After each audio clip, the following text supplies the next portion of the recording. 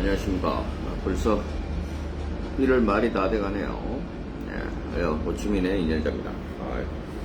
어제 좀 늦게 자가지고 막 아침에 밥 먹고 이제 커피 한 잔 마시면서 방송을 합니다. 오늘 말씀드릴 얘기는 몇 가지가 있는데, 첫 번째는 최근에도 그런 상담들이 좀 있습니다. 쉽게 말하면 이제 미끼 여성을 이제 잘못 선택하고, 또는 이제 지난번에 말씀했듯이 이제 개인적인 소개로 페이스북을 통해서 여성분을 만났는데 그 여성분에게 뭐 금전적인 피해를 받았다는 이제 이런 상담들이 들어오는데, 페이스북을 통해서 개인적으로 하셔가지고 저한테 피해를 받았다고 얘기를 하면, 예전에 MBTI가 없을 때는 저는 그걸 잘 몰랐는데, 요즘은 이제 MBTI를 젊은 친구들이 이제 얘기를 하잖아요. 그럼 제가 T더라고요. 그러면 사실 뭐 제가 도와드릴 수 있는 부분이라는 건 없습니다. 그리고 좀 웃기는 얘기지만 또 그 최근에 상담하신 분은, 그분은 한 4년, 5년 전에 저하고 상담을 하시다가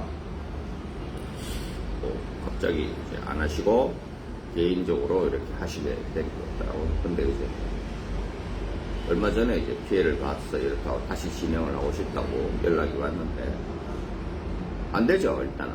왜냐하면 일단은 뭐 그분은 이제 그게 뭐 어떤 분들은 베트남에서 살아보지도 못하고 베트남에서 헤어지는 게 뭐 더 나쁜 일 아니냐고 할 수도 있겠지만, 제가 봐서의 최악은 이제 한국에 들어와서 바로 이제 안 되는 게 가장 안 좋습니다. 왜냐하면 이제 한국에 들어와서 하게 되면 이혼이 되지, 그게 이제 지난번에 말했던 혼인무효가 안 되거든요.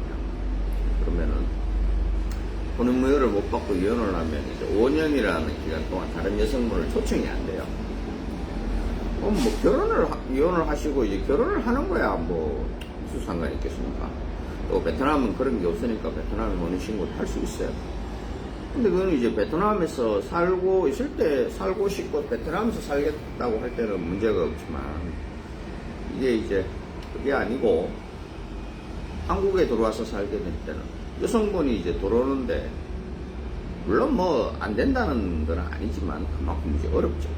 그렇다고 해서 뭐 안 되는 건 아니지만, 그게 뭐 이제 쉽게 얘기하면 뭐 인도적인 어떤 이제 그게 있으면 그게 이제 영상 하나씩 비자를 줍니다. 그 인도적이라는 것 중에 가장 큰 게 이제 뭐냐, 뭐 여성분이 어디 크게 아프다든지 아니면 남성분이 크게 아프다든지, 또 이제 그 다음에 한 게 이제 임신을 했다든지, 이제 이렇게 되면 이제 그렇게 하려면 뭐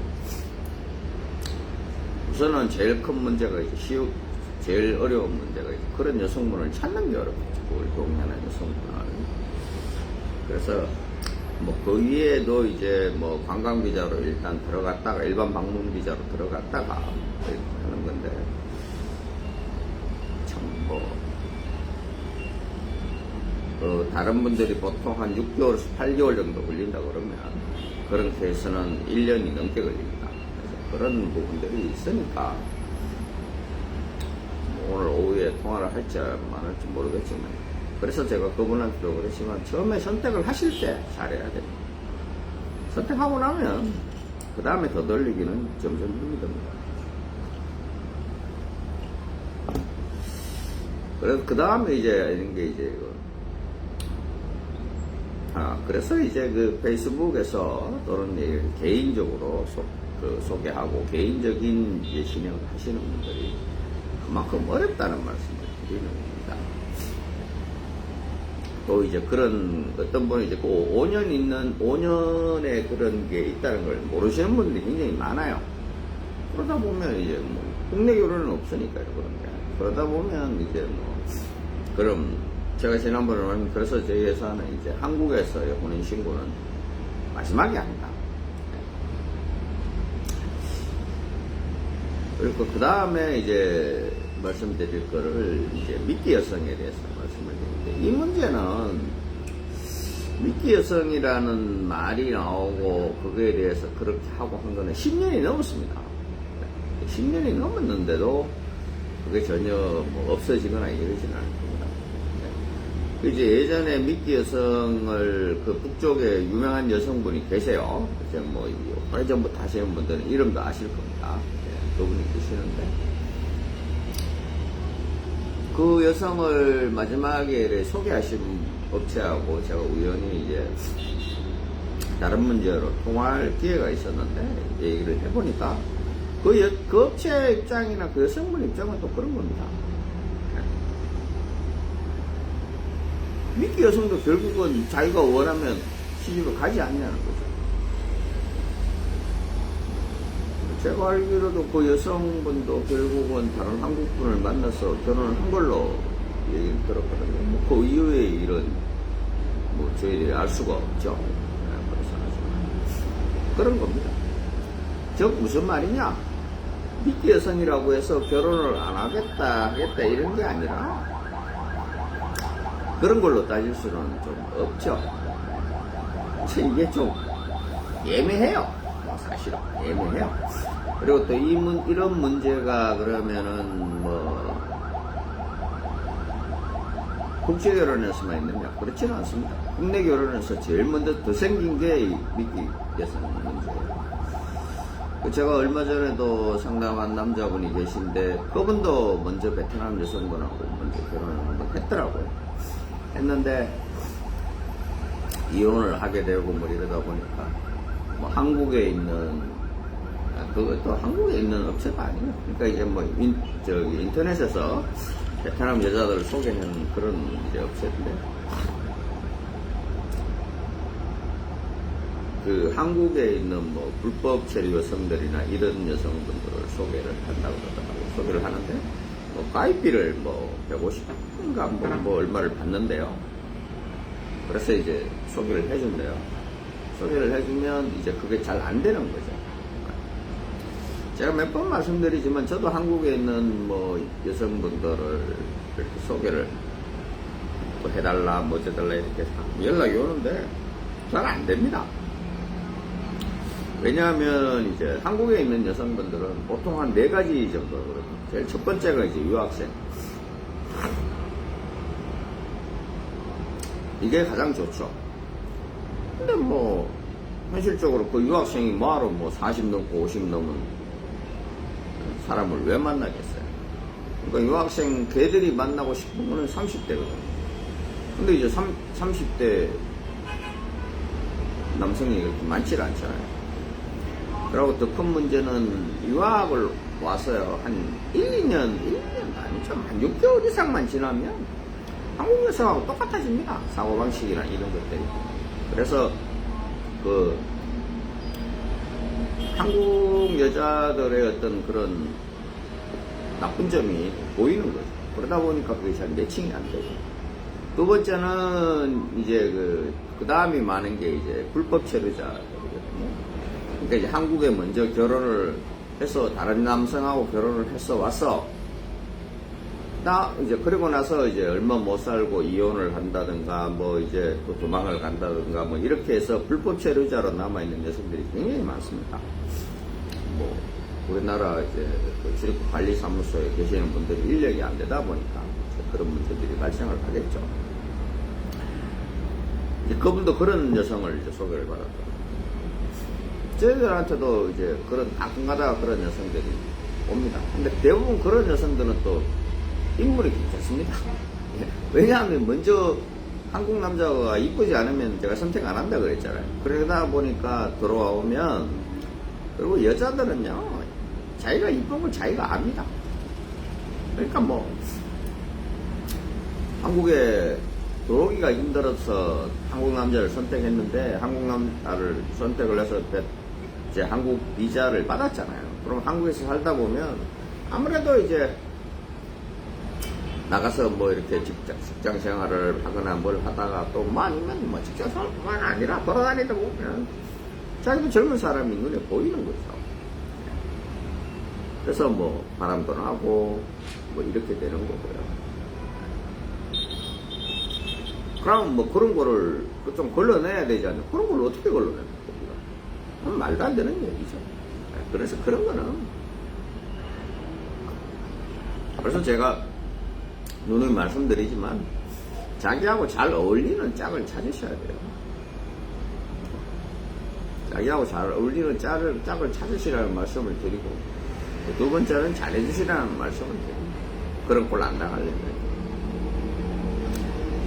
근데 저는 이런 여성들도 뭐 추천은 안 합니다. 당연히 추천할 수가 없죠. 왜냐?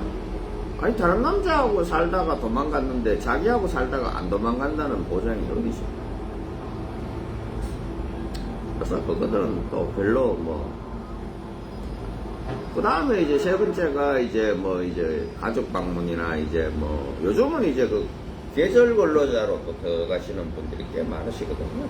이렇게 들어가시는 이제 이런 분들이신데, 이런 분들도 마찬가지예요. 이런 분들도. 한국에 제가 말했잖아요. 한국에 들어가기 어려우니까 한국에 나이 많은 남자들하고 결혼을 하는 거지. 한국에 들어가기 쉬우면 한국에 들어가 있으면 그렇게 안 합니다.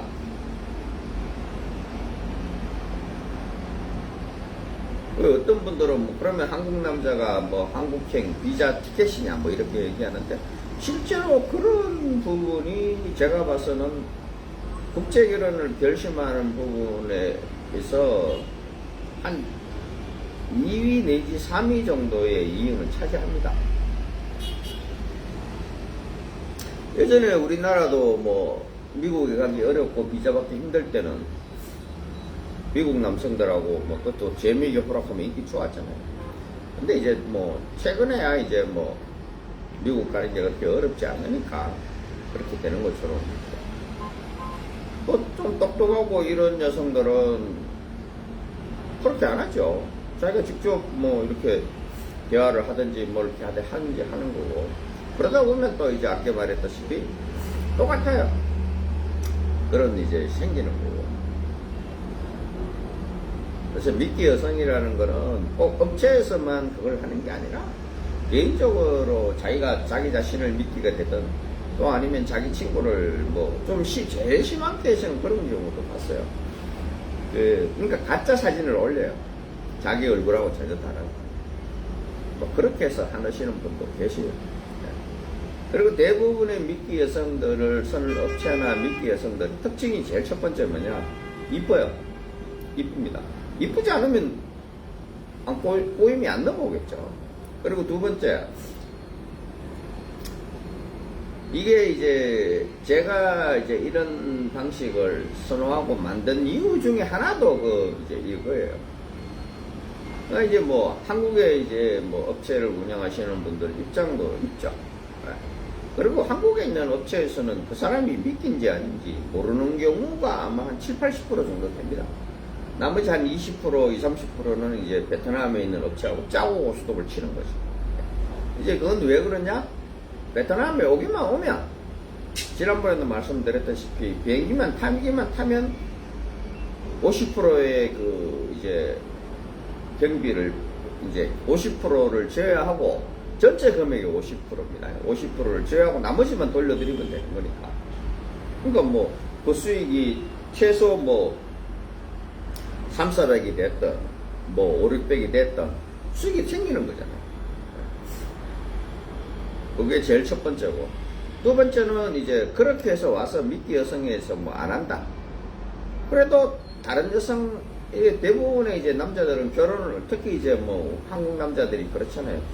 뭐 이게 뭐 한두 달 준비해서 그냥 가볍게 오는 것보다는 꽤 많이 오래 이제 국제 결혼을 준비하잖아요. 그러다 보면 금전적인 것도 있지만 시간적인 것도 이제 휴가를 얻어가지고 이렇게 오다 보니까 오면 저녁에 뭐 술 한잔 하면서 뭐 여자 뭐 별 거 있습니까? 다른 여성분 있으니까 만나보시겠습니까? 이렇게 접근을 하는 거죠. 실제로 또 그렇게 하면 뭐 95% 이상 넘어갑니다. 넘어가서 이제 다른 여성하고 결혼을 하죠. 그걸로 인해서 발생되는 차후의 문제를 차후에 또 해결하면 되는 거죠.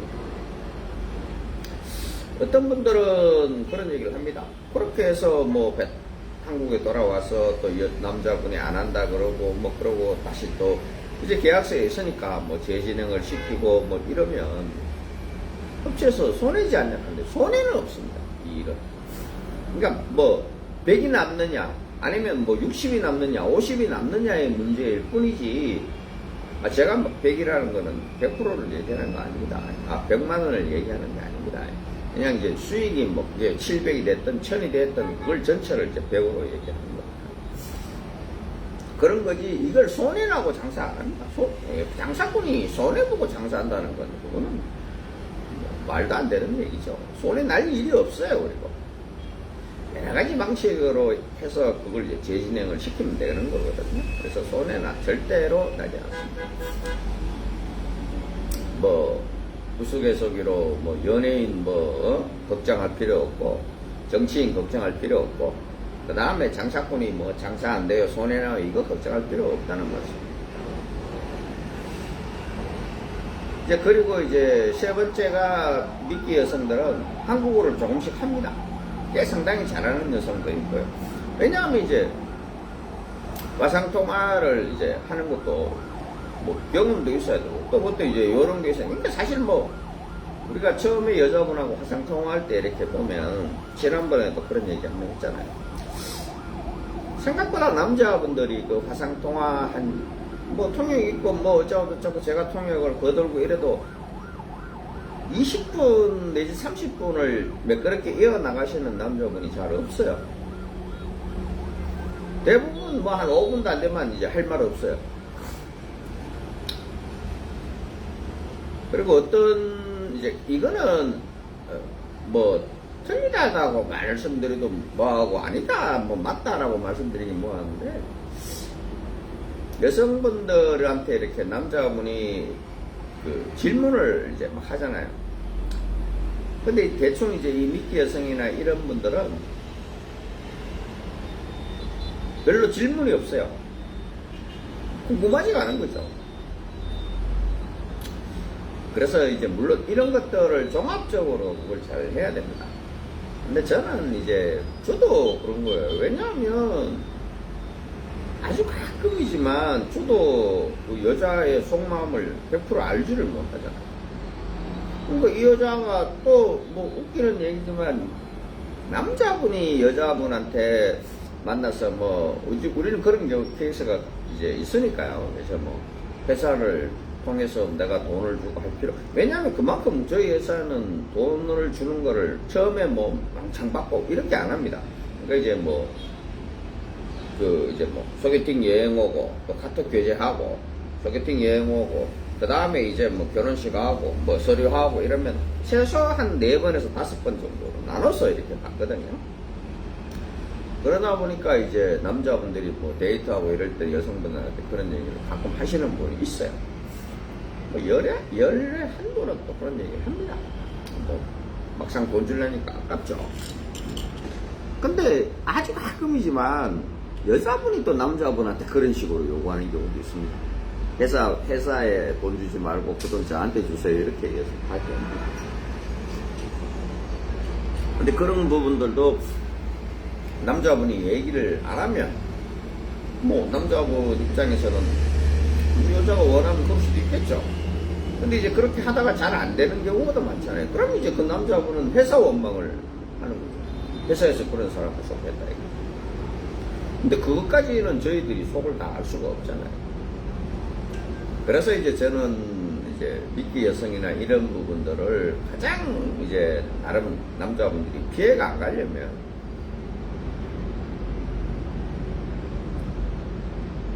돈을 나눠서 지불을 하시는 게 맞고, 예전에 어떤 분은 그런 분도 계셨어요. 저한테 여자분이 입국하고 나면 그 다음에 돈을 주면 안 됩니까? 그게 완전한 부부 아닙니까? 이렇게 말씀을 하세요. 그럼 제가 그러죠. 그러면 안 주시면은 우리는 뭐 그 돈 받으러 쫓아다닙니까? 제가 한국에 들어가서 그 돈 받으러 쫓아다닙니까? 그럼 자기는 그러죠. 내가 그럴 사람이 아니고. 세상에 그럴 사람이라고 얘기하고 그렇게 하는 사람은 없죠. 그럴 사람이라고 하면 안 하겠죠, 당연히. 당시에도 뭐 그래서 이제 제가 방법을 제시했던 게 제3자한테 그 돈을 이제 주는 거였어요. 먼저 주시고 이제 그 3자라는 거는 뭐 이제 뭐 제가 믿을 만한 분이시죠. 그리고 그때는 이제 그게 가능했던 게 이제 제가 주로 이제 카페에서 이제 활동을 하다 보니까 그 카페 회원들 중에서도 약간 이제 중립적인 분들이 계셨거든요. 그렇게 해서 한번 해봤는데 이게 서로 간에 믿음이 없으면 일을 안 하는 게 맞겠더라고요. 뭐 무슨 일 생기면 자꾸 이제 의심부터 드는 거예요. 제가 그 다음부터도 그랬지만 사람들한테 아니 제가 무슨 부당하게 뭘 더 달라 부당하게 뭔 일을 하면 제가 인터넷에서 영업을 못할 거 아닙니까? 죄송합니다. 금방 밥을 먹고 했더니 좀 속이 안 좋네요. 그래서 미끼 여성 문제는 그렇게 처리를 하시면 됩니다. 그러면 그 다음에 이제 아까도 말했다시피 제가 이제 카톡 교제를 선교제를 한 2-3달을 하시라는 이유 중에 하나도 그런 이제 미끼 여성 하는 사람들이 보통 받는 수익이라는 게 물론 뭐 회사에서 주는 거 자기에서 받는 거 뭐 이런 게 있겠지만 그렇게 많지를 않아요. 그러다 보니까 그걸 몇 달씩 그렇게 안 하죠, 사람들이. 몇 달씩 해서 그렇게 해서 돈 뭐 1-20만 원 받아가고 그런 것도 뭐하러 다른 일을 하는 게 낫죠. 그리고 이제 카톡이나 이런 것들에 뭐 카톡이나 이제 페이스북은 뭐 금방금방 만드지만 카톡은 또 안 그렇잖아요. 그래 어떤 분은 뭐 저한테 아니 왜 그 카톡만 하냐 뭐 이런 잘로나 뭐 페이스북이나 뭐 이런 걸로 하면 되지 그러지만 카톡이 만들기가 제일 까다롭습니다. 그러다 보니까 그렇게 하는 거니까 그렇게 해서 먼저 시간을 좀 가지시면 그 뭐 2-3개월도 그 여자분이 속일 수 있지 않냐? 속일 수 있죠. 근데 그 정도 뭐 속여가지고 이게요 저희들이 이제 보통 여자분을 소개하고 그럼 한국 가고 이럴 때까지 한 8개월 정도 그렇게 카톡 교제 먼저 하면 8개월 정도 잡아야 되거든요. 왜냐하면 한 2-3달 카톡 교제하고 그 다음부터 이제 들어와서 하면 한 6개월 정도 걸리니까 뭐 물론 카톡 교제를 하면서 바로 서류를 하시는 분도 계세요. 그러면 한 6개월이면 끝나죠. 왜냐하면 그 서류가 남자분한테는 뭐 전혀 피해가 가는 게 아니거든요. 중간에 그만둬도 물론 뭐 여자분도 뭐 직접적인 피해는 가지 않습니다. 그냥 그 서류를 하러 이제 다녀야 되는 게 이제 그게 어떤 그런 거지. 그러면은 그 뭐 짧으면 6개월 길면은 한 뭐 8개월에서 10개월 정도의 그 기간 동안에 그 여자분이 회사를 속이고 그 남성을 속이고 제가 봤을 땐 그건 좀 힘들어요.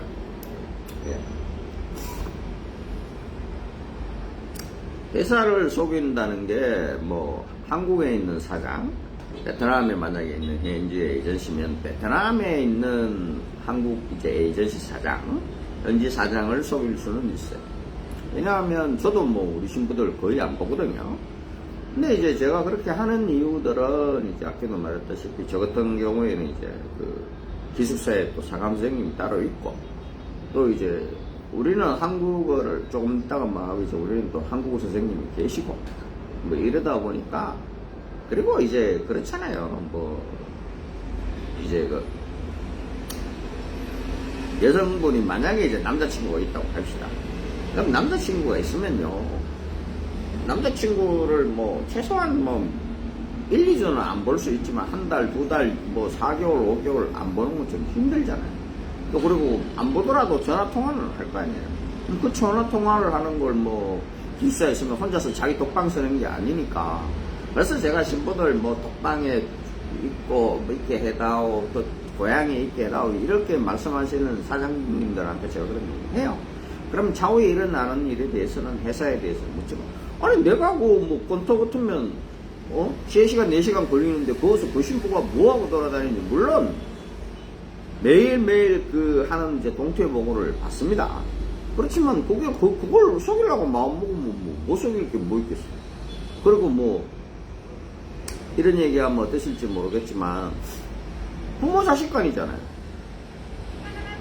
자식이 좀 잘못된 길, 뭐 잘못됐는지 뭐 길을 가려고 하면 뭐 남자친구를 만나고 이러면 부모들이 그걸 말릴 수는 있겠죠. 하지 마라. 그렇게 하면 안 된다고 할 수 있지만 그걸 회사에다가 얘기해 주지는 않더라고요. 그래서 뭐 좀 더 심한 부모들은 부모들이 중간에 이제 나서서 이제 거짓말을 부추기는 경우도 있죠. 그래서 저는 이제 기숙사에 두기를 원하시고, 그래서 이제 그거를 뭐 6개월, 8개월 동안 속이는 거는 현실적으로 좀 불가능하다. 그것까지 뭐 당신네들이 해서 그거 해야 되지 않냐 이렇게 말씀하신다면 방법은 있습니다. 방법은. 근데 그게 방법이 약간 이제 비인간적이 되겠죠. 그래서 그런 거는 뭐 개인적으로 저한테 얘기를 하시면 됩니다. 그 다음에 오늘 말씀드릴 게 두 번째 이제 한국어 교육.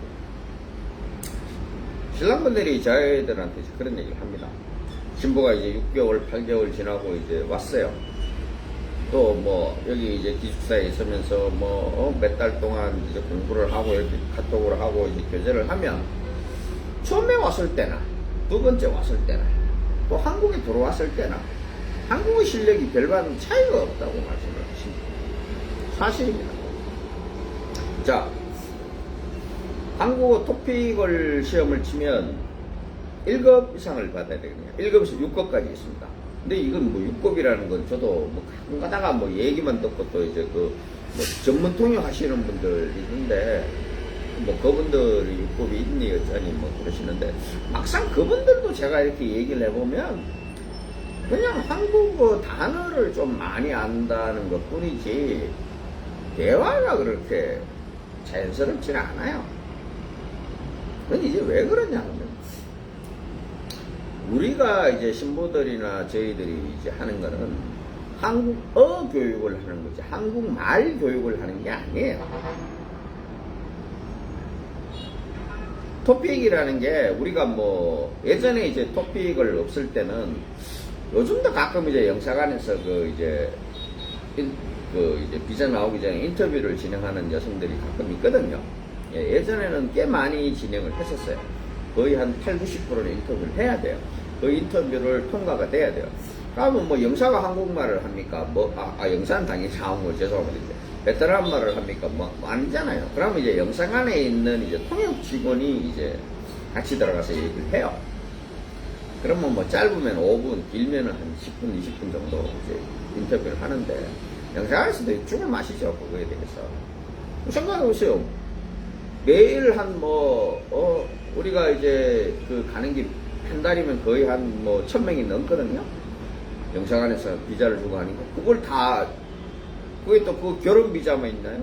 뭐 유학 비자, 뭐 비자에 있으니까 그걸 인터뷰한다는 쉬운 일이 아니죠. 그래서 이제 만드는 게 한국어 토픽이에요, 실제로. 이제 한국어 교육을 하는데 한국어 교육도 이제 두 가지가 있거든요. 이제 한국어 토픽 시험을 치는 게 있고, 그 다음에 이제 하는 게 요즘은 그게 없어진 걸로 알고 있는데, 이제 무슨 재단들이 있어요. 거기서 하는 수업을 100몇 시간을 수료를 하면 한국어 시험을 이제 면제를 했다가 또 아니면 나중에 그 기간에서 또 시험을 쳤다가 이렇게 막 바뀌었어요. 근데 지금은 이제 한국어 토픽을 쳐야 돼요. 근데 한국어 토픽 1급은요, 참 이것도, 그러니까 이제 한국 언어를 말을 하고 한국어를 배우고 이런 문제는 개인적인 이제 차이가 굉장히 많은 거잖아요. 어떤 신부들은 굉장히 말 잘합니다. 근데 이제 여기서 우리가 준비할 때는 어쨌든 간에 이제 그 신부가 한국에 들어갈 수 있는 자격 요건을 맞춰줘야 되기 때문에 한국어 교육을 주로 하죠. 아마 이 한국어 교육도 세 가지 방법이 있거든요. 제일 첫 번째는 이제 세종어학당이라든가 이제 그 사설 학원에 이제 나가요. 거기 나가서 이제 공부를 몇 달 하고 시험을 치는 거예요. 근데 제가 봐서는 정상적으로 공부하면 1급 떨어지는 신부는 거의 한 90% 이상 다 합격합니다. 그러면 이 나머지 한 10%, 15% 정도 되는 이 여성들은 뭐냐? 한국에 갈 마음이 없어요. 그래서 한국어 시험을 한 번, 두 번 떨어지는 신부들은 안 하는 게 좋습니다. 그 신부하고는. 왜냐하면 한국에 갈 마음이 없어요. 그만큼 뭐, 토픽이 뭐 2급, 3급을 받아라는 게 아니고 1급만 되면 되니까 그게 어렵지 않아요. 그냥 그 신부들은 한국에 갈 마음도 없고, 그냥 이제 신랑들한테 이제 생활비나 뭐 용돈 같은 거 받으면서 그냥 시간만 때우는 거죠. 그래서 안 하는 게 좋습니다. 물론 뭐 이 신부가 뭐 나이가 아주 많다든지, 아니면 요즘은 좀 그런 경우가 없는데, 예전에는 그 이제 베트남 사람인데도 베트남 글자를 못 쓰는 이제 그런 문명들이 좀 있었어요. 뭐 이런 경우가 아니고서는 또 뭐 이제 임신을 해서 공부하기가 좀 어려웠다든지. 근데 이러신 분도 한 번에 떨어지지 이걸 2번, 3번 떨어지는 경우는 없어요. 2번, 3번 떨어진다 이거는 신부가 남자분이 마음에 안 들든 아니면 별로 한국에 갈 마음이 없는 겁니다. 그렇게 판단하시면 돼요. 그리고 이제 그 다음에 이제 할 수 있는 게 이제 기숙사에서, 저희 회사 같은 경우는 이제 기숙사에서 선생님이 옵니다. 예, 선생님이 와서 이제 선생님이 일주일에 뭐 3일, 4일씩 이렇게 오전, 오후에 이렇게 강의를 직접 하거든요. 이런 경우가 있고. 그 다음에 이제 마지막에 3번째는 이제 자기 스스로 이제 뭐 유튜브나 뭐 이런 걸 보고. 이렇게 해서도 시험에 합격되는 신부들이 꽤 있어요, 요즘은. 그런데 예전에는 이제 그러다 보니까 이 한국어 교육 이수증이라는 게 나오거든요.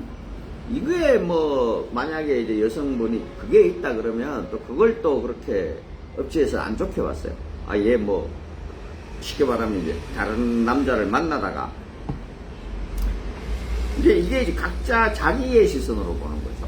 그러니까 이제 그 사람들 업체 입장에서는 다른 회사를 통해서 남자를 만났다는 게 결혼식도 올리고 약혼식도 올리고 이제 호텔에 가서 첫날밤도 치르고 이제 이걸 다 했다고 생각을 해요. 그렇게 해서 보통 이제 한국어 교육을 시작을 하니까. 그럼 남자하고 잘못돼. 그럼 중간에 한 2달, 3달 공부했으면 아깝잖아요. 그럼 이제 어차피 이제 처음에 할 때 돈은 다 주는 거니까. 돈을 뭐 매달 주는 게 아니라 이제 한 번에 전화놓고 들어가는 거니까. 그러면 이제 공부를 해요. 그래서 이제 그런 생각 때문에 뭐, 아, 얘가 한국어 이수 교육증이 있다. 그게 이제 2년 동안 쓸 수 있거든요. 그건. 토픽도 마찬가지입니다. 한 번 합격 때만 2년 동안 그게 유효가 돼. 그렇게 됐는데 이제 최근에는 그렇지는 않습니다. 그게 이제 시대에 따라 바뀌는 거예요. 아까 봤던 최근에는 이제 뭐 자기가 개인적으로 이렇게 시간을 내서 꼭 그 한국어 공부를 하는 게 결혼을 하려고 이제 토픽을 따는 건 아니거든요. 그래서 뭐 아까도 말했다시피 뭐 계절 근로자나 또 아니면 자기가 뭐 유학을 준비한다든가 뭐 이러면 자기가 스스로 이제 돈을 주고 공부를 하는 신부들이 요즘은 좀 있습니다. 네. 그래서 그런 것들이 있다고 하면 좀 알아와야 되지, 그게 뭐 무조건 그렇다 이렇게는 말씀하시면 그건 틀립니다. 그럼 이제 이 한국어 교육을, 저 같은 경우는 이제 선생님이 와서 이제 한국어 교육을 하는데, 선생님, 그러니까 이제 제가 왜 그걸 느끼느냐 하면요, 우리가 이제 통역들이 제가 있잖아요. 그러면 돈 아끼려면 통역들 보고 공부시키라고 그러면 되잖아요. 근데 안 되더라고요, 그게. 그래서 말하는 거하고 한국어하고는 다르다는 제가 말씀드립니다. 어떤 신부는 말을 굉장히 잘해요. 근데 한국어는, 근데 요즘은 또 그것도 참 힘든 게 왜 그러냐면, 요즘은 예전에는 뭐 번역하면 구글 번역기만 썼지만 팝하고만 쓰고 이랬지만, 요즘은 뭐 챗GPT부터 시작해서 많잖아요. 그러니까 번역이 굉장히 매끄러워요. 그리고 이제 요즘은 또 이제 어떤 추세냐, 한국어 공부하고 따로 이제 대화, 두 분이서 대화하는 이제 영어로 이제 카톡에서 이제 바로바로 번역이 되니까, 뭐 남자분도 영어를 잘 못해도 이제 가능하다는 거죠. 그럼 뭐 사실 뭐 남녀가 뭐 해서 대화를 한다는 게 뭐 그렇게 뭐 정치 경제를 논하겠습니까? 뭐 기술을 논하겠습니까? 그 하는 대화라는 거는 뻔하잖아요. 그러다 보니까 그게 생각보다는 어렵지 않습니까? 근데 이제 왜 한국어 교육이 중요하냐, 이거를 말씀을 드리면, 어떤 분들은 뭐 한국에 돌아와서 다시 배우면 되지 않냐. 맞죠. 근데 제가 봐서는 이게 나중에 뭐 한 4년이 지나고 5년이 지나고 10년이 지났을 때 차이가 많이 나요. 그러니까 쉽게 말하면 꾸준히 한국어 교육을 받은 사람의 한국어와 한국말의 실력과 이게 한 5년, 7년을 한국에 살았어요. 근데 전혀 공부 안 해요. 그냥 뭐, 쉽게 말하면 뭐, 일하는데 집중하고, 뭐 이러면, 자기하고 부인하고는 대화하시는데 크게 지장이 없을 겁니다. 아마 한 6개월 정도 한국에 들어가면 두 분이서 대화하시는 데는 지장이 없을 거예요. 한 7, 80% 통해요. 근데 이제 이게 착각이 생기죠, 그때부터는. 왜냐하면 이제 그게 이제 우리도 그렇잖아요. 똑같은 말을 해도 내가 말하는 이제 또 쓰는 단어들이 있잖아요. 우리가 뭐 밥 먹었나 이렇게 하면 뭐 이걸 진지 드셨습니까? 식사하셨어요? 뭐 많잖아요, 종류가. 근데 뭐 우리가 한 사람이 그 많은 걸 쓰진 않잖아요.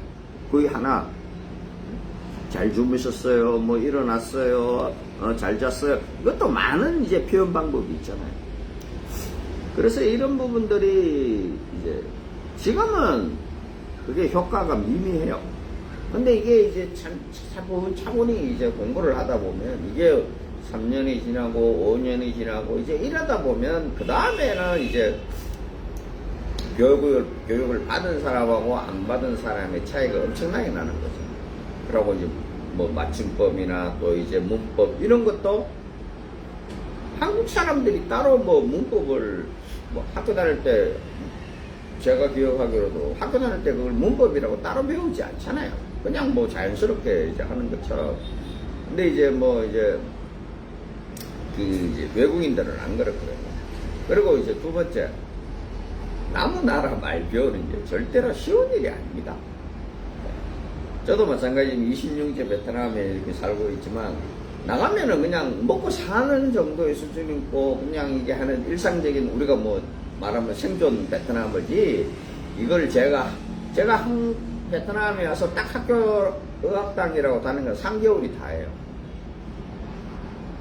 근데 이걸 뭐 제가 진짜 정식 비즈니스를 하는데 제가 베트남어를 못하죠. 왜냐면 그렇게 해봐야 그 사람들 못 알아들어요. 그럼 전 통역을 써야 돼요. 그래서 그거에 또 뭐 우리가 뭐 흔히 얘기하는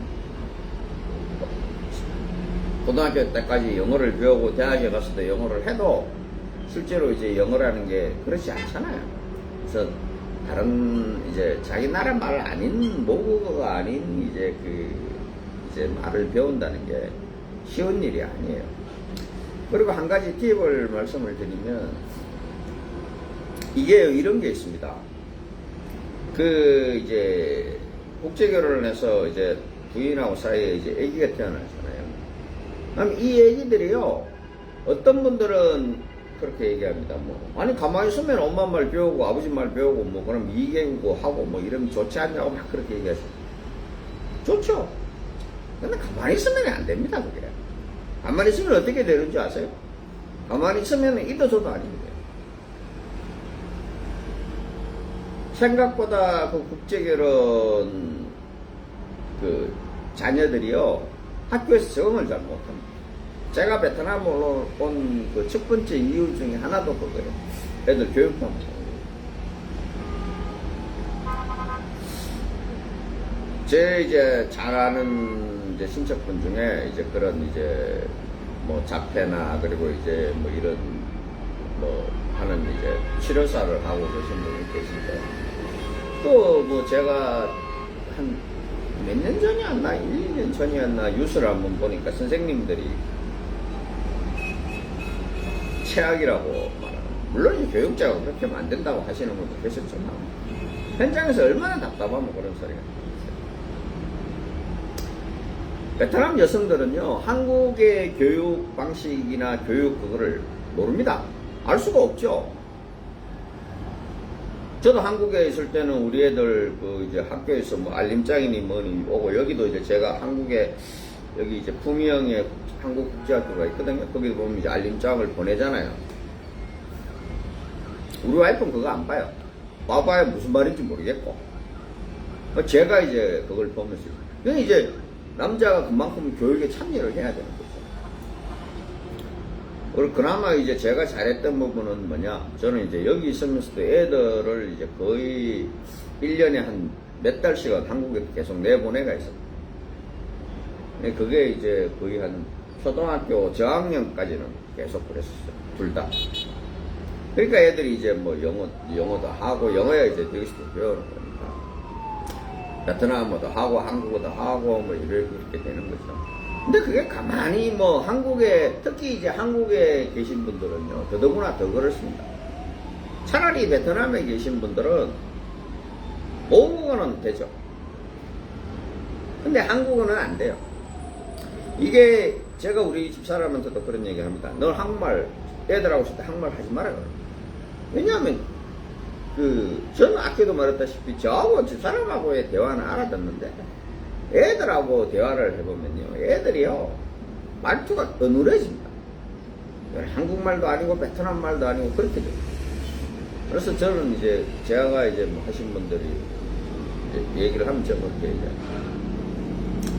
최소한 3년 이상 정도는 그 신부들한테 교육을 하라고 해요. 그게 뭐, 그러니까 뭐 그 교육이라는 게 뭐야, 니 공부해. 이렇게 생긴 교육은, 그게 교육은 아니잖아. 그거는 방치죠. 그렇게 하지 마시고. 죄송합니다. 뭐, 대학이나 이런 학당을 다니면 제일 좋고, 근데 그것도 이제 만만찮아요. 한 달에 막 거의 한 30, 40만원씩 들어가요. 근데 뭐 그것만 들어가나요? 뭐 음식 어쩌고 해서 하면 최소 제가 봐서는 한 6, 70 들어가요. 그게 좀 힘드신 분은 이제 왜 빨간 펜이나 애기들 학습지 같은 거 있죠. 집에 와서 이렇게 그거라도 하시고. 그것도 저도 할 그 형편이 안 되면 요즘은 이제 옛날에 제가 결혼했을 때는 그런 게 굉장히 없었어요. 요즘은 다문화 교육이라든가 이런 것들이 많이 활성화되어 있잖아요. 물론 이제 거기 가게 되면요, 또 거기에서 오는 스트레스도 있습니다. 그건 또 나중에 또 말씀을 드리고, 그런 식으로 교육을 하셔야 돼요. 그리고 자녀들한테는요, 빨리 하여튼 어린이집 보내는 게 좋습니다. 빨리. 최대한 빨리. 왜냐하면 엄마가 어눌하게 한국말을 시작하면요, 그 어눌한 말이 자기 그거에 배어요. 그러다 보면 차라리 엄마는 베트남어를 하는 게 낫습니다. 그래서 조금 이제 괜찮으시면 이제 아빠가 교육에 많이 관여를 하셔야 돼요.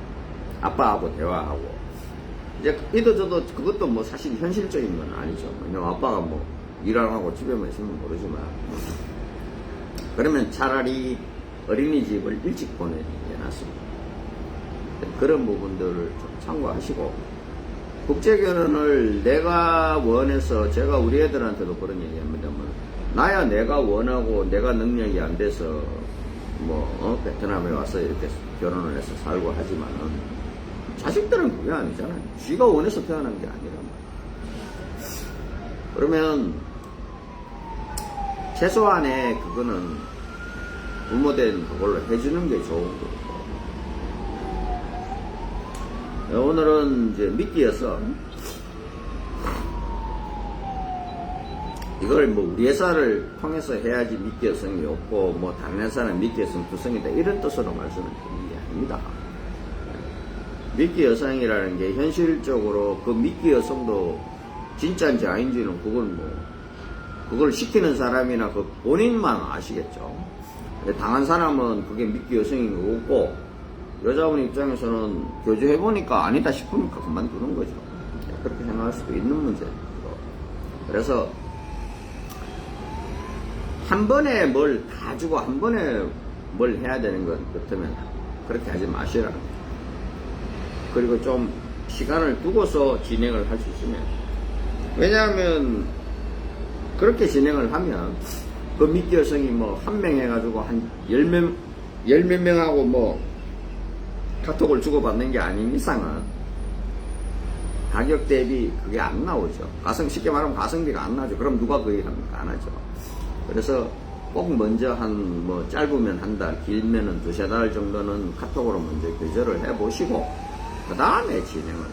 그러면서도 그 비용을 한 번에 다 주시지 말고, 나눠서 4번에 5번. 지난번도 제가 말씀드렸다시피 내가 받을 돈이 있으면요, 제가 갚지를 못합니다. 제가 받을 돈이 없으면 그때부터는 저거 다른 새로운 사람하고 일을 하지. 뭐하러 그 사람한테 뭐 매달려. 그렇잖아요. 그런 거고. 한국어 교육은, 한국어 그 교육을 하는 거지, 토픽 시험이라는 게. 한국말 교육을 하는 건 아니에요. 그리고 생각보다 어렵고. 그리고 한국어 교육은, 우리가 그렇잖아요. 여기서요, 백날, 첫날, 뭐 애들 보고, 우리 기숙사에는, 요즘은 딱 그것도 별, 예전부터 저희 기숙사에는 테레비가 없어요. 왜냐면 테레비를 해놓으면, 계속 베트남, 그러니까 이제, 한국어 공부할 때 한 뭐 두세 시간을 제외 나머지 시간에는 계속 베트남어를 자기들끼리 베트남어 가지고 한국어 뭐 합니다. 그렇게 했었는데 요즘은 그것도 뭐 한 게 이제 유튜브를 보면 되는 거니까. 그래서 한국어나 한국말 교육은 한국에 가셔가지고 하시는 게 맞아요. 여기서는 그냥 최소한의 한국어 갈 수 있는 서류적인 준비를 하는 거죠. 우리가 한국말 교육을 한다고 한국어 교육이 잘 안 돼가 시험에서 판판이 떨어지고 이러면 안 되잖아요. 그리고 토픽 시험을 한 번이면 모르겠지만 제가 봤을 때는 한 번 더 떨어지면은 그게 이제 뭐 신부가 나이가 많다든가 뭐 특별한 이유가 있으면 모르겠지만 그게 아니면 정상적인 신부는 한 번 이상 떨어지면은요 문제가 있어요. 제일 큰 게 한국에 가고 싶지 않아요. 두 번째는 그 신랑이 별로 마음에 안 들어요. 그래서 그런 부분들을 잘 판단하시고 각자 이제 뭐 업체라든가 이제 이런 데 상의를, 그 업체에 우리가 돈을 주잖아요. 적은 돈을 주는 것도 아니잖아요. 저희 회사 같은 경우에는 한 1,000만 원, 다 회사 같은 경우에 1,400만 원, 1,500만 원, 2,500만 원까지 주는 회사를 봤거든요. 업체에다가 주는 돈입니다. 도의에 뭐 들어가면 뭐 또 한 1,000만 원에서 1,500만 원 벌써 이겠죠. 돈을 주시고 나서 왜 그 업체를 이용을 안 하시냐는 거죠. 어떤 분은 저한테 그런 얘기 하십니다. 뭐 일이 처음부터 시작해서 다 끝나고 나면 회사가 하는 일이 뭐냐 저한테 막 얘기해 주세요.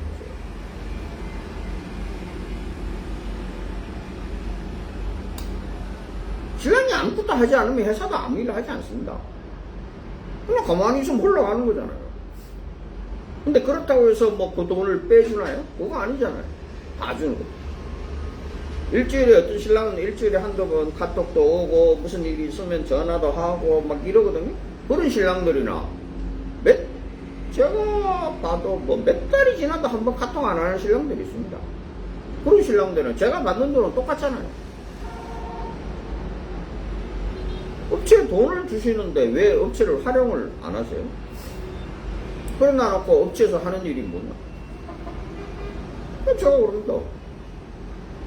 신부님 소개해드렸지 않냐? 결혼소리 해드렸지 않냐? 그것뿐이에요. 그 나머지는 신랑분들이 우리가 신부를 보기에 문제가 있으면 이런 문제가 있습니다라고 말씀을 드리지만 신랑분이 아무 말 안 하면 저희들도 두 분 잘 되는 것 같다 이렇게 하고 가는 거잖아요. 왜 업체하고 책을 지시지 마시고 처음부터 업체 선택을 잘 하시는 게 제일 좋은 거고, 제가 말씀드리실게요. 업체에서 단순히 그냥 아가씨 소개받고 서류하고 그러면은요 왜 업체를 택해요? 저희 회사에 부탁해서 가장 싸게 하신 분이 저희 회사에 한 500만원 주고 하신 분이 계시거든요. 딱 그겁니다. 아가씨 소개비. 나머지 두 분이 알아서 하신다고. 제가 하라고 그랬어요.